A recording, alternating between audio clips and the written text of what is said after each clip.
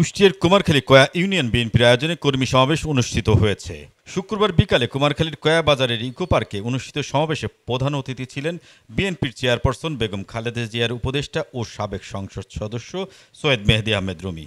কুষ্টিয়া সাংবাদিক ইউনিয়নের সভাপতি ও জেলা বিএনপির সাবেক যুগ্ম সাধারণ সম্পাদক আব্দুর রাজ্জাক বাচ্চুর সভাপতিত্বে এ কর্মী সমাবেশে বিশেষ অতিথি হিসেবে উপস্থিত ছিলেন কুষ্টিয়া জেলা আইনজীবী সমিতির সাধারণ সম্পাদক ও উপজেলা বিএনপির যুগ্ম আহ্বায়ক অ্যাডভোকেট এস.এম. শাতিল মাহমুদ, কুমারখালী পৌর বিএনপির সাবেক সাধারণ সম্পাদক অধ্যক্ষ তরিকুল ইসলাম লিপন, জেলা বিএনপির সাবেক সাংগঠনিক সম্পাদক খন্দকার শামসুজ্জোহা জাহিদ, খোকসা উপজেলা বিএনপির সদস্য সচিব অধ্যক্ষ আনিসুজ্জামান আনিস, কুমারখালী উপজেলা বিএনপির আহ্বায়ক কমিটির সদস্য রেজাউল করিম মিলন।